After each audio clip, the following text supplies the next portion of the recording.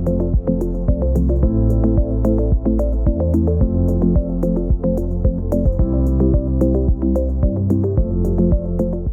süreçte hastamızı biraz daha psikolojik olarak hazırlamaya çalışıyoruz. Zaten atölyemizi açarken ve ameliyattan önce de bunu konuşmuş oluyoruz hastalarımızla. Çünkü insanlar aynaya baktığı zaman sanki başka birisinin yüzüne bakmış gibi hissediyorlar. Ya bu ben miyim? Ya bu kadar çok değişim olabilir mi? İşte sanki başka birisine bakıyormuşsun gibi hissediyorlar. Tabii ki bu çok uzun sürmüyor. Hastalar bundan sonraki dönemlerinde eski bunları hemen hemen hiç hatırlamıyorlar. Yani eskiden ben böyle miydim dedikleri anda işte Facebook'tan başka bir fotoğraflarına giriyorlar ya da işte eski fotoğraflarına baktığı zaman ya iyi ki bu ameliyatı olmuşum diyorlar ama bu süreçte ki kişiyle ameliyatın sonucundaki kişi genellikle yine farklı oluyor. Bu ödemlerimiz de yavaş yavaş yine geçmeye başlıyor. Üzerindeki biraz daha hastamız rahatlıyor çünkü burnundaki sonucu görmüş oluyor ve kafasındaki endişeler biraz daha bitmiş oluyor. Biz ameliyattan 6 ve 7. günde bu üzerindeki ateli çıkardıktan sonra tekrardan bir bandaj uyguluyoruz. Çünkü ödem çok hızlı yerleşiyor. Üzerindeki baskıyı aldığımız anda yani aynı bu şeye benziyor. Yani darbe ayakkabıyı giyip işte çıkardığınız anda tekrardan giyemiyorsunuz. Çünkü bir anda orası şişiyor yani ödenme.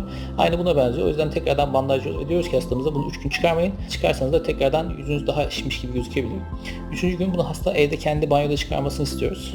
O kahverengi bantları çıkartıyor ve nihayet sonuç ortaya çıkıyor. Ama bu sonuç normale göre çok şiş. Yani normalde göre yaklaşık olarak %80-%90 olan bir şişlik var. Bu da kişiye göre değişiklik gösteriyor. Genelde ince derili hastalar daha fazla tepki veriyorlar ve daha fazla şişiyorlar ama inmeleri de bir o kadar hızlı oluyor. Ama kalın derili hastalar daha az şişip inmeleri de o kadar uzun zamana yayılıyor.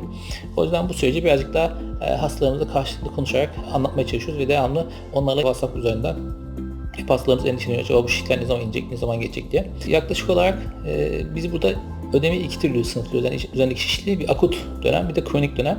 Akut dönemler yaklaşık olarak 45. günde hemen hemen hepsi geçiyor. Yani bu da ödemin yaklaşık olarak %50-%60 olan kısım. O yüzden nihai sonuç 45. günde yani 1. aydan sonra görüşüyor. Yani 1. aydaki döneme ulaşana kadar bazı günler burnun şiş bazıları daha inmiş gibi oluyor. Ama 10. gün bu üzerindeki bütün bandajlar ve bütün her şey temizleyip de işe gittiğin zaman kimse sizin bir burun ameliyatı olduğunu çok fazla anlayamıyor. Bunun iki tane nedeni var. Birincisi burnun şiş olması ve normale göre bir daha büyükmüş gibi olması. Aslında biz küçük bir burun yaptık ama bir anda daha şiş ve daha normale göre bir burun gördükleri için insanlar algılayamıyorlar. Bir ikincisi de yaptığımız burunlar doğal olduğu için insanlar dikkatini buna vermiyor. Yani insanlar sizi ameliyattan sonra gördükleri zaman bile dudağına bir şey mi yaptırdın, göz altına bir şey mi yaptırdın, aslında sende bir değişiklik varmış demeye başlıyorlar.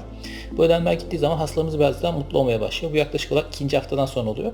Yavaş yavaş böyle gün ve gün azalmaya başlıyor bu. Ama her sabah kalktıkları zaman burunları çok daha şiş, akşam yattıkları zaman biraz daha inmiş oluyor. Ya işte günde birazcık daha suyu az içti, biraz daha şişmiş olabiliyor. Ya da işte yemeğini biraz daha tuzlu yedi. Daha farklı şeyler olabiliyor. Çünkü ödemin yapısı kişiye göre değişiklik gösterebiliyor.